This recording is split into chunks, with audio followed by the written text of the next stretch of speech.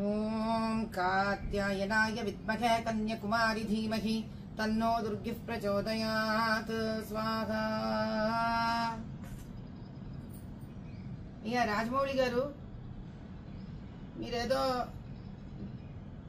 దేవుడు అనేవాడు లేడు లేదా నేను నమ్మను, అసలు ఆంజనేయ స్వామి అనేవాడు ఉంటే గనక ఇలా ఎందుకు జరిగింది, ఇలాంటి ప్రశ్నలు మీరు వేశారు కాబట్టి ఏదో కాస్త భక్తి మార్గంలో ఉన్నాను, ఒక చిన్న సలహా ఇస్తానండి. నచ్చితే తీసుకోవచ్చు, లేకపోతే వదిలేచ్చు, ఇబ్బంది ఏం లేదు.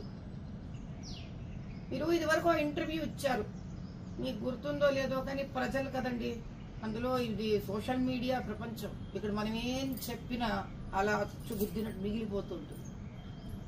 మీరు ఒకసారి అన్నారు, శ్రీకృష్ణుడు 16,000 మంది మంచి గర్ల్ ఫ్రెండ్స్ ఉన్నారు ఆయనకి, మంచి కమర్షియల్ హీరో, అందుకే నాకు బాగా నచ్చుతాడు ఆయన, మంచి స్టోరీకి దిట్టంగా ఉంటాడు హీరోలాగా.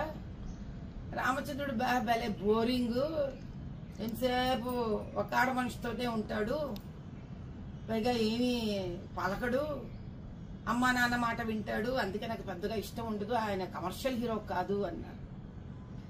ఒకసారి ఆలోచిద్దామండి. కృష్ణుడి నుంచి తీసుకోవాల్సింది భగవద్గీతలో కొన్ని ఉన్నాయి. ఫలితాన్ని ఆశించి ఏది చెయ్యకూడదు, నీవు చేసే కర్తవ్యాన్ని నువ్వు చేయి. అంత ఇష్టం ఉండి పోని 16,000 గర్ల్ ఫ్రెండ్స్ అనిపించుకున్నాడు మీతో ఆయన, పాప ఏం చేద్దాం, కలియుగంలో ఇలా ఇలా ఇలా ఇలా ఏడ్చింది మా జీవితాలంతా.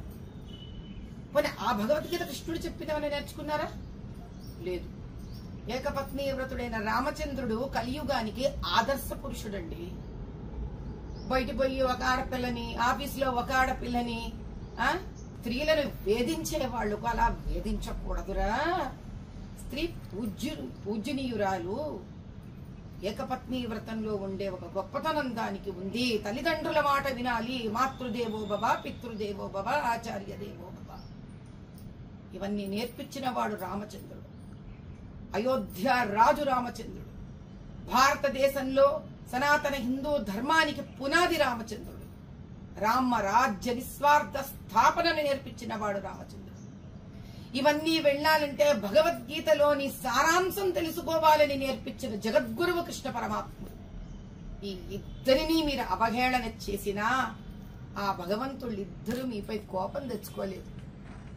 సమయం వచ్చినప్పుడు వాళ్ళ భక్తుడు, వాళ్లను గురువుగా దైవంగా ఆరాధించే ఆంజనేయ స్వామి మీకు చక్కటి గుణపాఠం నేర్పించడానికి వస్తున్నారు.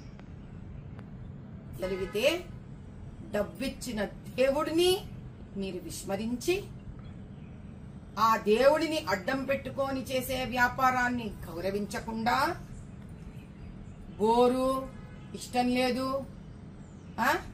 ఇలాంటి పదప్రయోగం చేశారు కదా, అందుకు తగిన శాస్తి జవాబు ఆంజనేయ స్వామి ఇస్తాడు. ఎలా పడితే అలా మాట్లాడి సనాతన హిందూ ధర్మానికి మీరేం చేయలేరు. కానీ మిమ్మల్ని పూజించో, మిమ్మల్ని ప్రేమించో, మిమ్మల్ని అభిమానించే భక్తులకి మాత్రం మీరు ఎవరు అనేది మాత్రం తెలిసిపోయింది.